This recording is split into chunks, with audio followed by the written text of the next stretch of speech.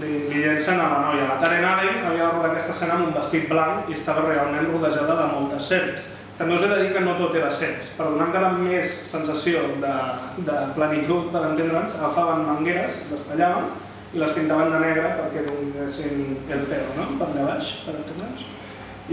I clar, la Karen Allen havia de rodar amb totes aquestes serps rodejant les seves cames despullades i li feia molta angúnia. Total, que ella va demanar una doble almenys per les escenes de cames. Què va passar?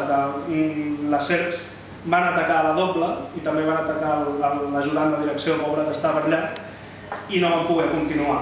Finalment, el pobre senyor que es deia Steve Edge, que era el criador de les serps, que estava per allà controlant, es va haver de posar el vestit i depilar-se les cames per poder rodar aquestes escenes sense que es notés.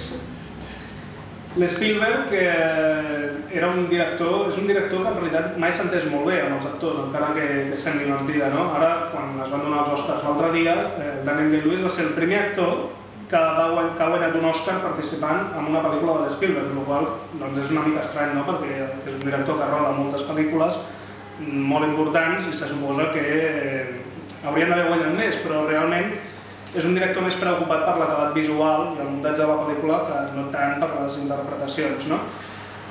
Com deia que no feia prou sensació de realisme, de terror, aquí tenim Indiana Jones i Karen Allen, el que feia l'Spielberg era tirar-li serps a la Karen Allen a sobre, algunes de mortes per això, perquè ella s'espantés.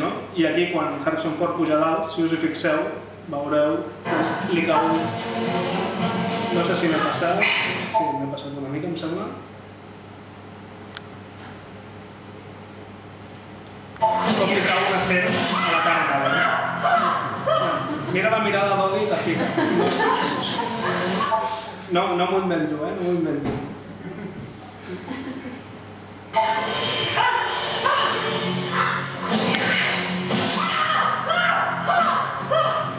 Està mirant a l'Spielberg,